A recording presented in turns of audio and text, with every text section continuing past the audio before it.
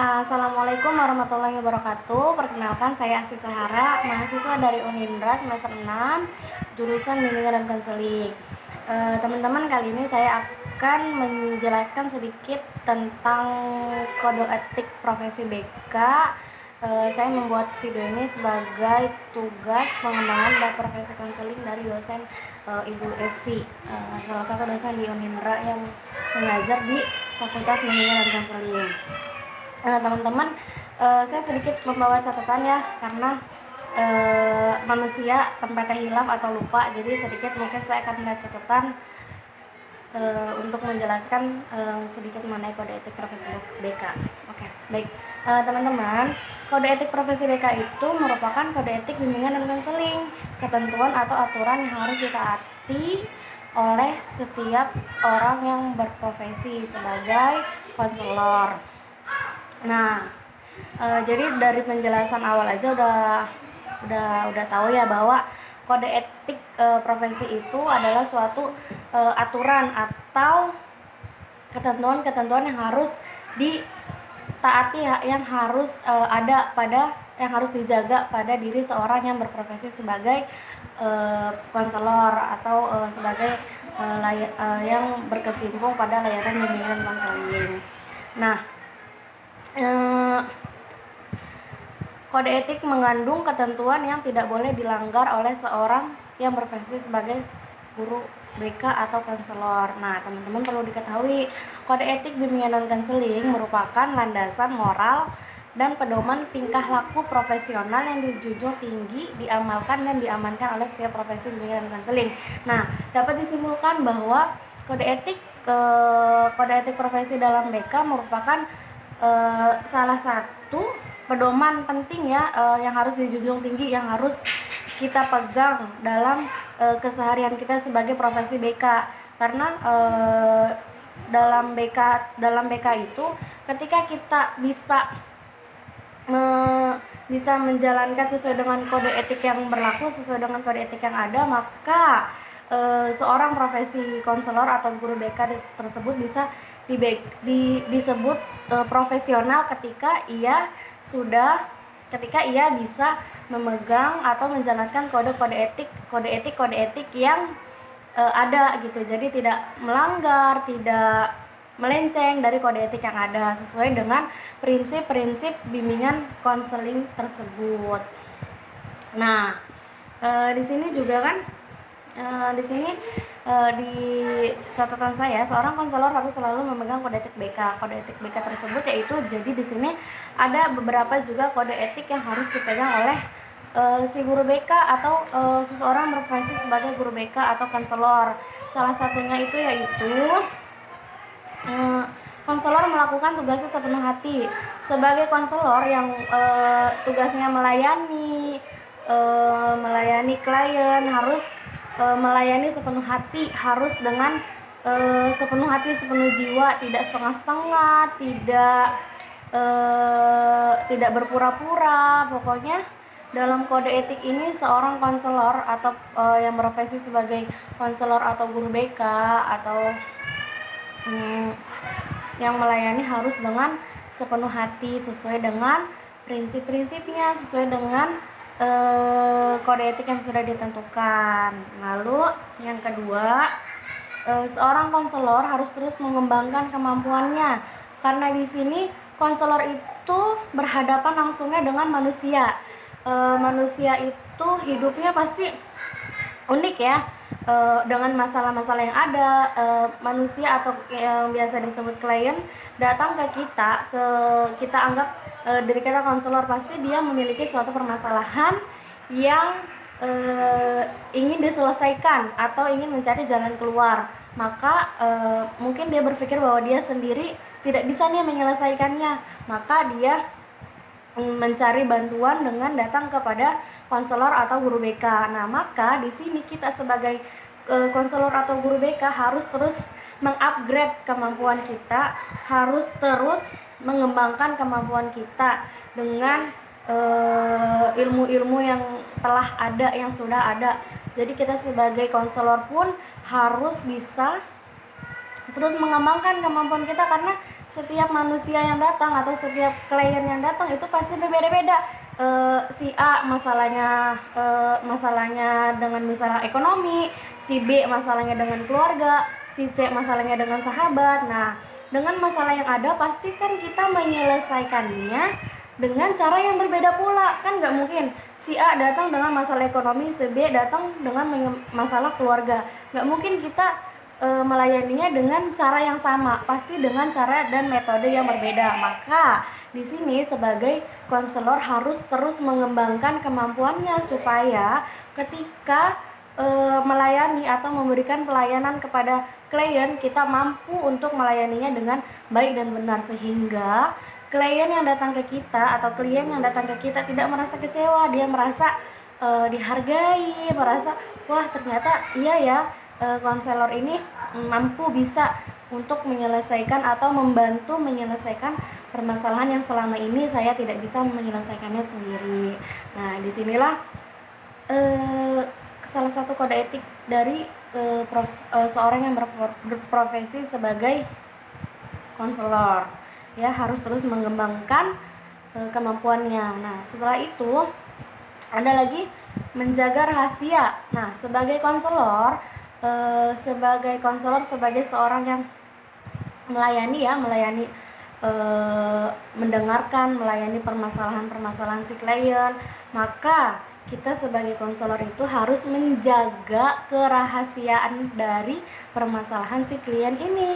Nah, inilah yang sangat penting ya, yang harus dijaga, yang harus sikap yang harus dimiliki oleh seorang yang berprofesi sebagai konselor di bidang bimbingan konseling. Ini adalah merupakan tombak utama, prinsip utama atau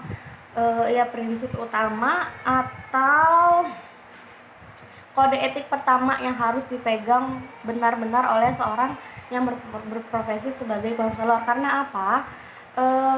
Seorang konselor itu wajib hukumnya menjaga kerahasiaan dari permasalahan si klien.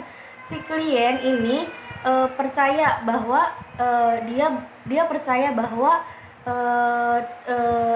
percaya bahwa konselor tersebut bisa menyelesaikan persoalan yang ada pada diri klien dan bisa menjaga rahasia permasalahan dari klien. Maka kita sebagai konselor harus bisa menjaga kepercayaan dari klien tersebut dengan cara menjaga kerahasiaan permasalahan dari klien tersebut, gitu. Lalu kemudian dalam bimbingan konseling ada beberapa sikap yang harus diterapkan,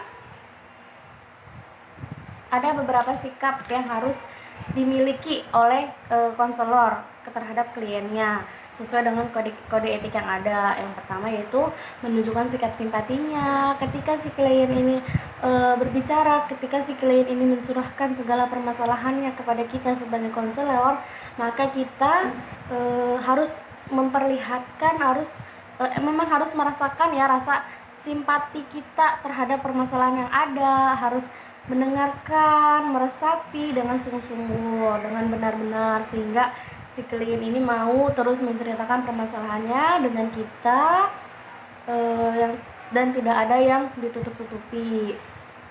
Maka disitulah tadi balik lagi, kerahasiaan sangat diterapkan untuk kita. Lalu yang kedua itu kita boleh memberikan saran terhadap si klien tersebut, karena si klien datang kepada kita pasti dia membutuhkan saran dari kita. Maka dari itu kita boleh memberikan saran, tetapi selagi dia bercerita, selagi dia mengutarakan perasaannya, kita mendengarkan, kita meresapi. Nah, ketika ada waktu, ada celah untuk kita memberikan saran, maka kita boleh memberikan saran kepada si klien tersebut. Lalu selain itu, dalam kode etik BK ada pula yang tidak boleh dilakukan konselor terhadap klien pada saat bimbingan konseling. Apa itu? Yang pertama, mengambil tindakan yang mungkin dapat menimbulkan hal-hal yang tidak baik untuk si klien tersebut. Misalnya mengambil tindakan ketika si klien bercerita, justru kita menyalahkan si klien, itu tidak boleh ya. Jadi mungkin seperti tadi, kita terus saja mendengarkan apa permasalahannya, nanti setelah itu baru kita memberikan saran, tapi tidak menyalahkan si klien tersebut. Jadi tidak ada penyudutan terhadap klien. Jika kita melakukan itu, maka klien akan semakin merasa sedih, terpuruk atas masalahnya, justru malah dia tidak merasa tidak ada jalan keluarnya, justru dia malah merasa bahwa dia tetap menyalahkan dirinya sendiri, padahal dia datang ke konselor, seorang yang berprofesi konselor, dia berharap atau dia mengharapkan bahwa permasalahan dia bisa sedikit terselesaikan. Nah, itu yang pertama. Lalu yang kedua, mengalih tangankan kasus klien terhadap orang lain. Misalnya kita sebagai konselor merasa nggak sanggup nih dengan masalah si klien tersebut, kemudian kita mau mengalih tangankan kepada teman sejawat kita yang lebih profesional, yang lebih bisa menyelesaikan masalahnya. Kita tidak boleh langsung memindahkan si klien tersebut ke teman kita. Seharusnya kita membicarakan lagi, kita musyawarah dulu sama si klien, kita memberitahu bahwa diri kita belum mampu untuk membantu menyelesaikan dan memberikan solusi, bahwa kita memiliki teman yang mungkin bisa membantu menyelesaikan masalahnya. Jika si klien ini bersedia, maka kita boleh memindahkan atau mengalih tangankan kasus si klien ini terhadap teman kita. Tetapi kalau klien ini tidak mau atau tidak bersedia, maka kita tidak boleh memaksakannya gitu, karena mungkin dia tidak nyaman, mungkin dia nyamannya dengan kita, tapi kita tetap harus memberitahu dengan jujur kepada si klien kalau kita belum mampu menyelesaikan dengan baik permasalahannya gitu. Lalu yang ketiga, kita tidak boleh menceritakan masalah klien ini kepada orang lain tanpa seizinnya. Lagi-lagi yang pertama, kerahasiaan sangat diperlukan, harus dijunjung tinggi. Kode etik kerahasiaan sangat dijunjung tinggi oleh konselor ya. Jadi kita sebagai konselor tidak boleh menceritakan permasalahan klien terhadap orang lain, siapapun itu, karena sebagai seorang profesi bimbingan dan konseling, ketika melakukan konseling pasti di awal akan ada ada asas-asas yang harus dituntaskan, yang harus dilaksanakan oleh si konselor. Salah satunya adalah asas kerahasiaan, maka tidak boleh dilanggar gitu ya. Mungkin itu beberapa tadi hal-hal yang boleh dilakukan dan yang tidak boleh dilakukan, atau sebagai kode etik sebagai seorang profesi bimbingan dan konseling yang boleh dilakukan dan yang tidak boleh dilakukan. Nah, kemudian ada beberapa kode etik menurut Undang-Undang Nomor 8 mengenai pokok-pokok kepegawaian. Di sini dijelaskan bahwa kode etik profesi adalah pedoman sikap, tingkah laku, dan perbuatan dalam melaksanakan tugas dan kehidupan sehari-hari. Nah, di sini sudah jelas bahwa kode etik profesi adalah pedoman sikap, tingkah laku, dan perbuatan dalam melaksanakan tugas kehidupan sehari-hari. Balik lagi, seperti yang saya jelaskan di awal, bahwa kita yang berprofesi sebagai konselor, tugas kita adalah, atau pekerjaan kita adalah menghadapi manusia, yang mana masalah-masalah dia itu masalah yang ada pada sehari-hari, sosial, ekonomi, dan yang lainnya. Maka kita perlu sangat menjunjung kode etik dari sikap dan tingkah laku kita sebagai konselor. Sebagai mungkin kita bisa juga menjadikan contoh diri kita kepada si klien, tapi tidak membanding-bandingkan ya, ini hanya memberikan contoh. Jadi kita tuh contoh bagi mereka. Jadi maka sikap dan tingkah laku kita pun diatur oleh kode etik. Maka kita harus tetap menjunjung tinggi kode etik profesi sebagai konselor atau guru BK dalam bimbingan dan konseling. Nah, teman-teman perlu diketahui bahwa jika kita melanggar kode etik tersebut, ternyata ada loh sanksinya. Sanksi dari yang melanggar kode etik dari profesi tersebut, yaitu yang satu, jika pelanggaran itu agak ringan, maka sanksinya hanya memberikan teguran secara lisan.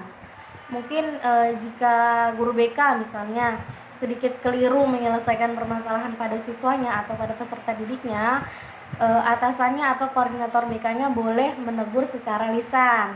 Kemudian selain menegur dengan secara lisan, jika masih melanggar, bisa dengan memberikan peringatan secara tertulis, ya. Peringatan secara tertulis itu boleh. Lalu pencabutan keanggotaan organisasi profesi, misalnya APKIN, profesi APKIN kan, Asosiasi Bimbingan dan Konseling Indonesia, itu boleh, sanksinya boleh pencabutan keanggotaan dia dari organisasi tersebut, itu diperbolehkan kepada orang-orang yang melanggar sanksi dari kode etik. Nah, lalu yang lebih lagi bisa pencabutan lisensi jika dia melanggarnya itu memang sudah fatal. Jadi diperbolehkan untuk mencabut lisensi yang dia punya, ya. Lalu jika memang sudah sangat fatal, itu bisa kita serahkan kepada pihak-pihak yang berwenang yang mampu menyelesaikannya sesuai dengan ketentuan-ketentuan yang ada. Itu adalah sanksi-sanksi dari orang-orang yang melanggar, orang-orang yang berprofesi yang melanggar kode etik itu. Nah, perlu diketahui bahwa kode etik profesi merupakan bagian dari etika profesi. Jadi ketika kita menjaga kode etik, maka etika kita sebagai orang yang berprofesi di bidang bimbingan dan konseling, maka akan terlihat keprofesionalan kita dalam mengemban profesi tersebut. Maka sekali lagi, kode etik perlu amat sangat dijunjung tinggi, harus dipegang teguh sesuai dengan yang ada, sesuai dengan yang sudah ditentukan, gitu ya teman-teman. Nah, lalu kemudian adapun tujuan dari kode etik tersebut, yang satu untuk menjunjung tinggi martabat, lalu meningkatkan mutu profesional dan organisasi, meningkatkan layanan di atas keuntungan pribadi, dan menentukan baku standarisasi diri, lalu mempunyai organisasi profesional yang kuat dan terjalin erat. Nah, di sini udah jelas tujuannya bahwa untuk meningkatkan kemampuan diri kita, seperti yang tadi, mengembangkan kemampuan kita, mengembangkan profesionalitas kita sebagai seorang yang berprofesi di bimbingan dan konseling. Itu adalah tujuan dari kode etik profesi. Ya, situ udah jelas bahwa meningkatkan layanan di atas keuntungan pribadi. Jadi ketika kita sedang melayani atau melakukan layanan, segala sesuatu yang menguntungkan pribadi itu kesampingkan. Utama kita adalah si klien, untuk menyelesaikan permasalahan si klien sesuai dengan kode etik yang ada. Itu adalah tujuan dari adanya kode etik di bimbingan dan konseling. Lalu selain tujuan, adapun fungsinya teman-teman, fungsi dari kode etik profesi tersebut, yaitu sebagai tanggung jawab dalam profesi kita. Kita harus bertanggung jawab nih dengan profesi kita dengan menjalankan segala kode etik yang ada. Jika kita jika tidak ada kode etik dalam bimbingan dan konseling, pasti tidak akan sesuai gitu. Maksudnya satu tadi, asas kerahasiaan misalnya.